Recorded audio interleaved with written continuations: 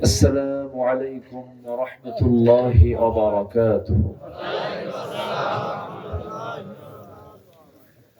إن الحمد لله الأكرم الذي خلق الإنسان وكرم وعلمه من البيان ما لم يعلم، فسبحان الذي لا يحصى امتنانه باللسان ولا بالقلم. نشهد أن لا إله إلا الله وحده لا شريك له، ونشهد أن سيدنا وحبيبنا ومولانا محمدا عبده ورسوله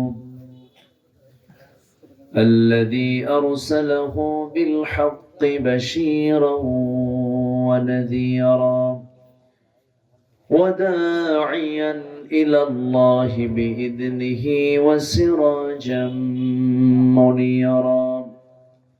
فقد قال الله تعالى في كلامه المجيد وفرقانه الحميد: أعوذ بالله من الشيطان الرجيم. بسم الله الرحمن الرحيم. إن الله وملائكته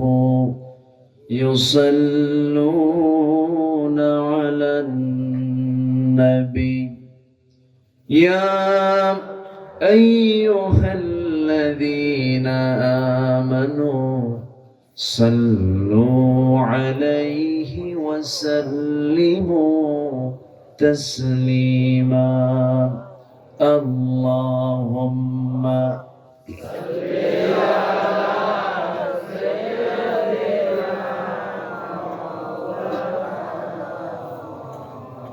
وعلى آل سيدنا। একটু আওয়াজ দিয়ে নবীর প্রেমে মাতোয়ারা হয়ে জোরালো কণ্ঠে দিল থেকে সবাই বলুন আল্লাহুম্মা সাল্লি আলা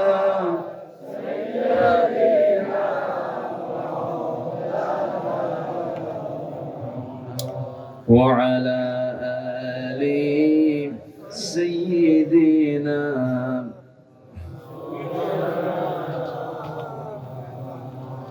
প্রাণের অধিক বেশি যার দাম রহমতাল লিল আলামিন।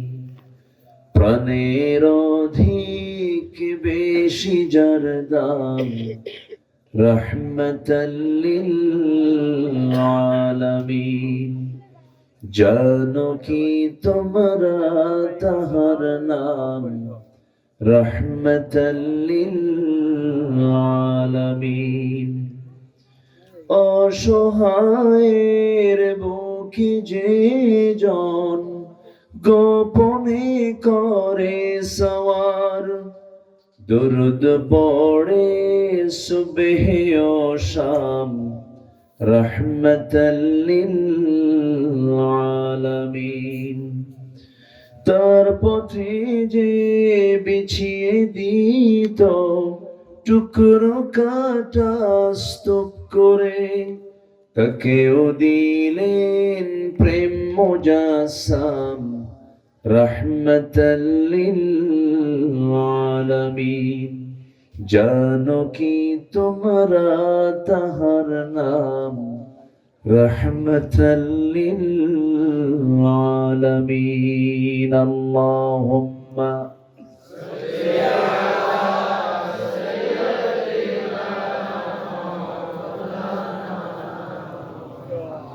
وعلى آل سيدنا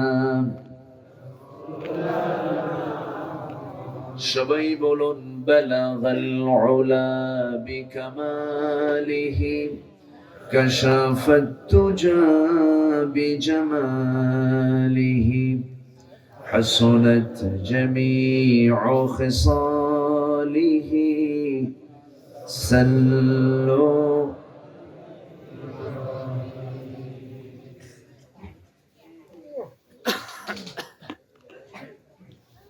পাবনা জেলার ফরিদপুর উপজেলার মৃধাপাড়া কোরবান আলী এতিমখানা হাফিজিয়া মাদ্রাসা মাহফিল ইন্তেজামিয়া কমিটি কর্তৃক আয়োজিত হাফেজ ছাত্রদের পাগড়ি প্রদান উপলক্ষে আয়োজিত 11তম বার্ষিক ওয়াজ মাহফিল 2025 মাদ্রাসা মাঠে অনুষ্ঠিত আজকের এই মহৎ আয়োজনের সম্মানিত সুযোগ্য সভাপতি আব্দুল কুদ্দুস প্রামাণিক, প্রধান অতিথি কৃষিবিদ হাসান জাফির তুহিন,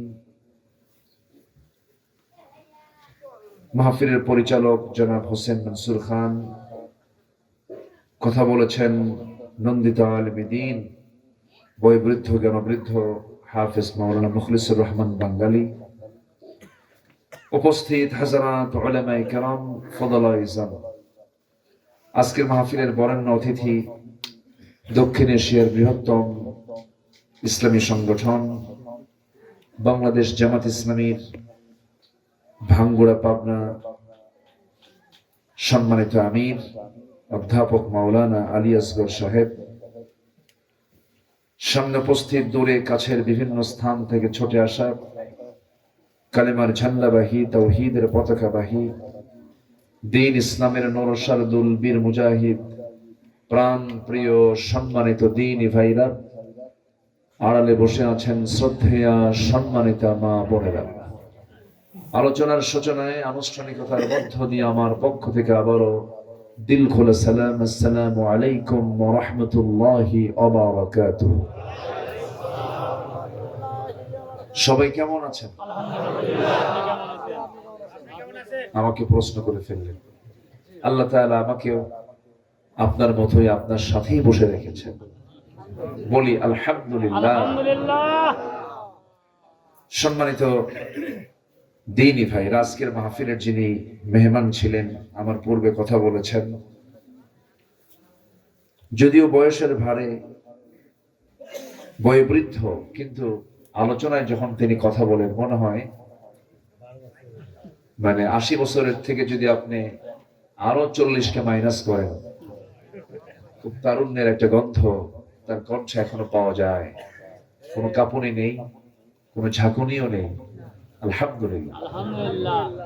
আপনারা বসেছিলেন দীর্ঘ সময় ধরে, আমি শেষ সময় এসে, এটা তো ঘুমের টাইম, ক্লান্ত শ্রান্ত দেহ, যদি আপনি অনুমতি দেন আমি আলোচনা শুরু করতে পারি। শুরু করা যায়? চলে বলি ইনশাআল্লাহ। শুকরিয়া আদায় করছি, বলি আলহামদুলিল্লাহ। চিৎকার মেরে বলছি আল্লাহুম্মা আইন্নি আলা যিকরিকা ওয়া শুকরিকা ওয়া হুসনি ইবাদাতিকা। আমরা আল্লাহ তাআলার শুকর আদায় করে নিলাম। মাইকটা আরেক জায়গায় গিয়ে ধাক্কা খায়, এটা ব্যাগটা বন্ধ করা যায় না? একটু দেখুন তো, আমার খুব প্রবলেম হচ্ছে। অফ করেন, এখানে তো লোকজন আছে, সমস্যা নেই। সম্মানিত ভাইয়েরা, আমরা এখানে বসে আছি, আমরা এখানে যে সময় দিচ্ছি, আমাদের লস না লাভ? আসতে কয় লস না লাভ? ঘুম চলে যাচ্ছে, কষ্ট হচ্ছে না? এটা শুধু লাভ না, অনেক সফলতা। জানেন, এই জমিন আমার জন্য আপনার জন্য সাক্ষী হয়ে যাবে একদিন। এই জমিন বলবে, তোমার কিছু বান্দা তোমার কোরআন শোনার জন্য বসেছিল, এবং এই কোরআন একদিন আমাকে আপনাকে সুপারিশ করবে। জোরে বলেন সুবহানাল্লাহ। বিশাল প্রাপ্তি এটা। যদি কেউ জানতো যে এই জায়গায় বসার মর্যাদা কি, এই জায়গায় প্রাপ্তিটা কি, এটা যদি কেউ বুঝতো, তাহলে এখানে লটারি করে হলেও বসে থাকার চেষ্টা করত। বলি আলহামদুলিল্লাহ। বসো, আমরা যেখানে বসে আছি এখানে কোনো লস নাই। দুনিয়ার ব্যবসা করতে গেলে লাভ হয়, লস হয়। এখানে বসলে কোনো লস নাই, লস গুনতেই হবে না, শুধু লাভ আর লাভ। তবে একটু বাকি আছে তো বাকিতে হবে। অনেকে ভাবে যে দূরের বাদ্য কি লাভ শুনে, মাঝখানে যে বেজায় ফাঁক, নগদ যা পাও হাত পেতে নাও, বাকির খাতায় শূন্য থাক। এরকম কিছু বদমাইশ শ্রেণীর কিছু লোক আছে, ওরা আখেরাতকে মানে না, পরকালকে মানে না।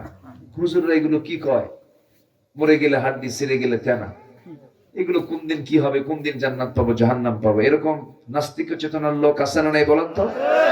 আছে।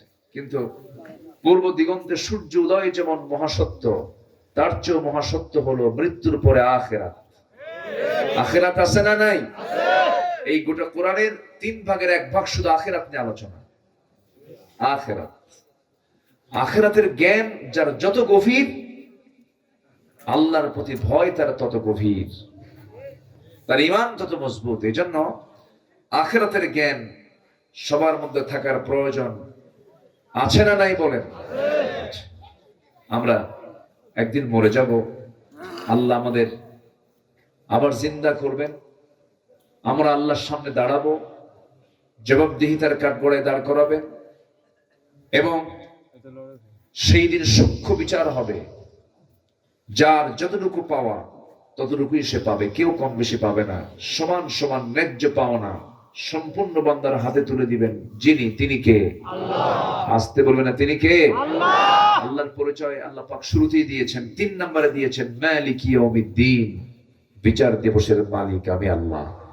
এই আয়াতটা আমার কাছে খুব ভয় লাগে মাঝে মাঝে।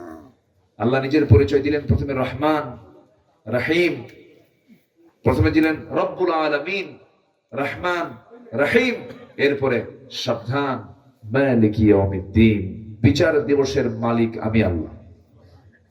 সুবহানাল্লাহ বলবেন না? এখানে পাওয়ার দেখালেন কে?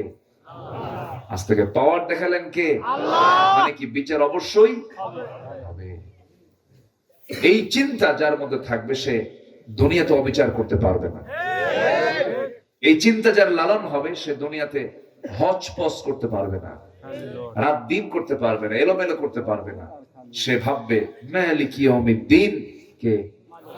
আসতে বলবেন না কে? সেই বিচারকের সামনে আমাকে একদিন দাঁড় হতে হবে, বিচারকের মুখোমুখি আমাকে হতে হবে। সেই বিচারের দিন আমরা ফেল মারতে চাই না পাস করতে চাই? বলেন, ফেল না পাস? সবাই কি 5 নাম্বার তুলতে চান? কত? 33? কত নেবেন বলেন? দুনিয়ার পরীক্ষা প্রশ্নে 33 পেলে পাস হয়, কিন্তু আখিরাতের প্রশ্নপত্রে হ্যাঁ কত? 51। দেখছেন একজন কিছু 51। জান্নাত পেতে হলে নাম্বার নিতে হবে কোরআন থেকে 100-তে 100, 100-তে 100। দুনিয়ার প্রশ্ন উত্তর কত? 33-এ পাস। কিন্তু জান্নাত পেতে হলে কোরআনের বা দিয়ে শুরু, সিন দিয়ে শেষ। বিসমিল্লাহ মিনাল জিন্নাতি ওয়ান নাস, টোটাল ঈমান আনতে হবে। এর একটা শব্দ যদি, একটা হরফ যদি কেউ বাদ দেয়, জাহান্নামী। আমার কথা কি বুঝতেছেন আপনারা? চাচা ব্যাগ সহ চলে যাচ্ছেন? হ্যাঁ, আসবে?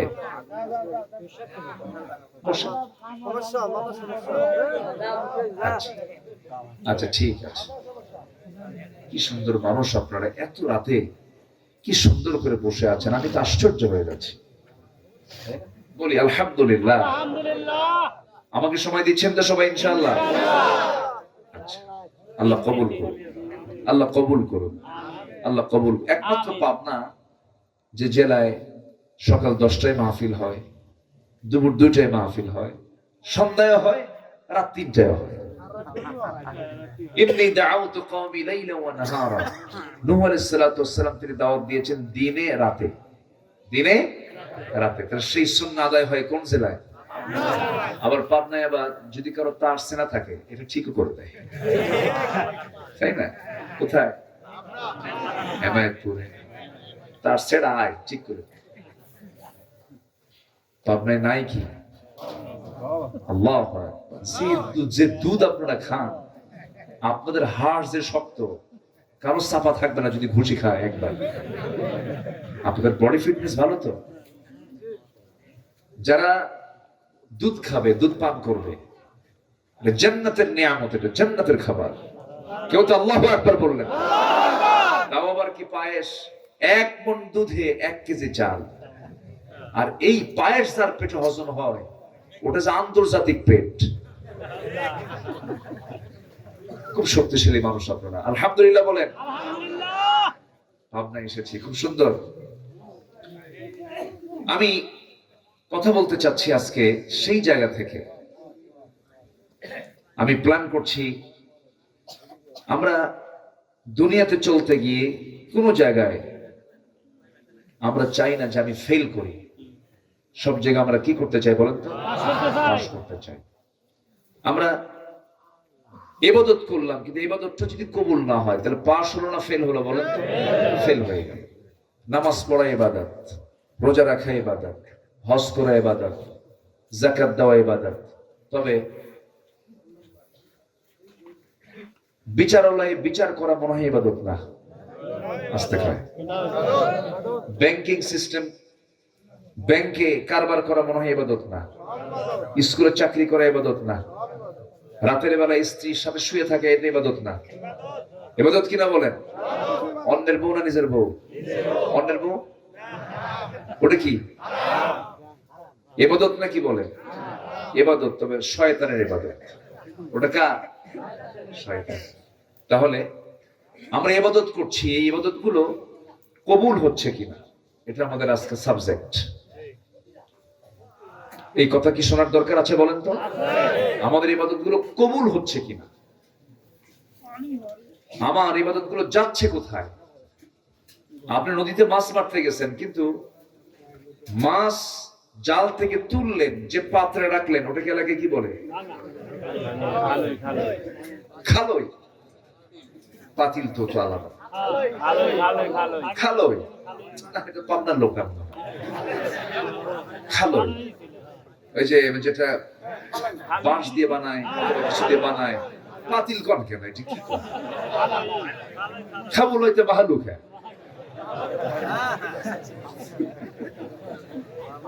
আপনাদের ভাষার মধ্যে যে কি মিষ্টতা! একমাত্র একটা জেলাতেই এই ভাষা চালু আছে, গোটা দেশের পুরো জেলায় এই ভাষা নাই। খুব সুন্দর, স্বতন্ত্র, সব দিক থেকে আপনারা পৃথক, স্বতন্ত্র একটা যোগ্যতা আল্লাহ পাক আপনাদের ভাষায়, কথায়, চলায়, ফেরায়, খাওয়া দাওয়ায় এক্সট্রা করে দিয়েছেন। দই বানায়, দইয়ের মধ্যে কত কি আছে, ওর মধ্যে দুধটা একদিন এক রাত থাকে, কত কি হয়, ওগুলো আপনাদের চলে না। আপনারা একদম দুধ বের করে 1 মণকে 1 কেজি বানায়া কমায়া কমায়া কি বানায়া ফেলেন। আল্লাহু আকবার। সুন্দর, আপনারা, আপনাদের রুচি অনেক ভালো, আলহামদুলিল্লাহ। খালই, এই খালই নিয়ে মাছ মারতে গেছেন, কিন্তু তলা নাই। কি নাই বলেন? মাছ থাকবে না। তো এই তলা যেন ঠিক থাকে, আমার ইবাদত যেন আল্লাহর দরবারে কবুল হয়, এই তলাগুলো ঠিক করতে হবে। আসেন এই তলাগুলো বের করি, যেন আমার ইবাদত কবুল হয়। ইবাদত কবুলের কিছু শর্ত আছে, যে শর্তগুলো আমাদের ভিতরে থাকতে হবে। সে 1 নম্বর হলো মুনাফিকি বাদ দিতে হবে। কি বাদ দিতে হবে বলেন? মুনাফিক পাবনা জেলাতে নাই, যাও তো। পাবনায় মুনাফিকি আছে? আছে, মুনাফিক আছে। সমস্যা, এই দেখেন সমস্যা কেবল শুরু হলো, কিন্তু এতক্ষণ ভালোই ছিলাম। সমস্যা, মুখে বলে আপনি খুব ভালো মানুষ, বলে আপনার মতো মানুষই হয় না সামনাসামনি, আড়াল হলেই কয় কি বদমাইশ। আছে কিনা? তাহলে এই লোকের চরিত্র হলো কোরআনের ভাষায় সে কি মানুষ না মুনাফিক? মানুষ না মুনাফিক?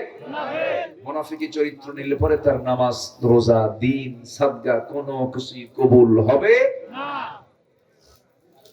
আল্লাহ রাব্বুল আলামিন বলেন, وَمِنَ النَّاسِ مَن يَقُولُ آمَنَّا بِاللَّهِ وَبِالْيَوْمِ الْآخِرِ وَمَا هُمْ بِمُؤْمِنِينَ। মানুষের ভেতরে এমন কিছু মানুষ আছে যারা বলে আমি ঈমান এনেছি, পরকালকে বিশ্বাস করে নিয়েছে, কিন্তু আল্লাহ বলছেন না না, ওয়ামা হুম বিমুমিনিন, তারা ঈমানদার হতে পারে না। বহু নামাজি নামাজ পড়ে জাহান্নামে যাবে, বহু দানবীর দান করে জাহান্নামে যাবে, বহু রোজাদার রোজা রেখে জাহান্নামে যাবে, বহু তাহাজ্জুদ গুজার তাহাজ্জুদ নামাজ পড়ো জাহান্নামে চলে যাবে। কারণ আল্লাহ রাব্বুল আলামিন বলছেন, ফাওয়াইলুল লিল মুসাল্লিন আল্লাযীনা হুম আন সালাতিহিম সাহুন আল্লাযীনা হুম ইউরাউনা ওয়া ইয়ামনাউনাল মাউন। ধ্বংস হোক ওই সমস্ত মুসল্লির যারা অবহেলা করে নামাজ পড়ে, লোক দেখানো নামাজ পড়ে। বিশেষ করে সামনে নির্বাচন, দেখবেন কিছু মুসল্লি নতুন করে তৈরি হবে, নতুন টুপি মাথায় উঠবে। কি কি কি নতুন টুপি মাথায় উঠবে, নতুন পোশাক পরবে, হজ করে আসবে, যায় নামাজ ঘাড়ে নিয়ে চলবে, মনে হবে আসমান থেকে জিব্রাইল নামছে, আছে কি না? কিন্তু টুপি কি এক নির্বাচনের শুধু দিন আগে না, সারা বছর? বলেন বলেন, টুপি কি এক মৌসুম না সব মৌসুম? সব মৌসুম। নির্বাচন আসলে পরে কিছু ভোট নেবার জন্য দেখবেন কিছু নামাজি বের হবে, সিজনাল মুসল্লি, নির্বাচনী মুসল্লি। এক আসরের নামাজ 4 বার পড়বে। কয়বার? আসর নামাজ কি 4 বার পড়ে না 1 বার পড়ে? 4 জায়গায় কেন পড়ছে? 4 জায়গায় ভোট আছে কিছু, যেখানে যায় সেখানে যায় নামাজ পড়ে, নামাজে দাঁড়ায় যায়। আল্লাহ বলছেন এগুলো হচ্ছে মুনাফিকি। এগুলো কি বলেন তো? মুনাফিকি।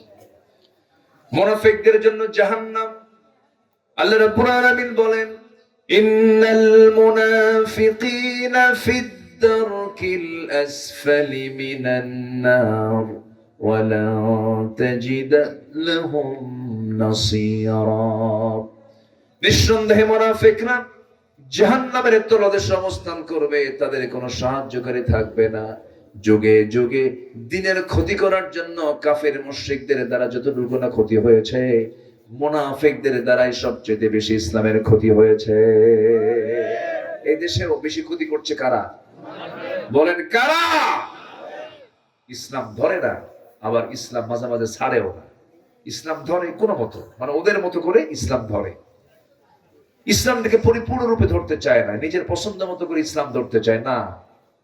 শুধু ধর্মীয় মূল্যবোধে বিশ্বাসী শব্দ বললে হবে না, ইসলামকে শব্দ করে সমানে ধরতে হবে মুসলমান।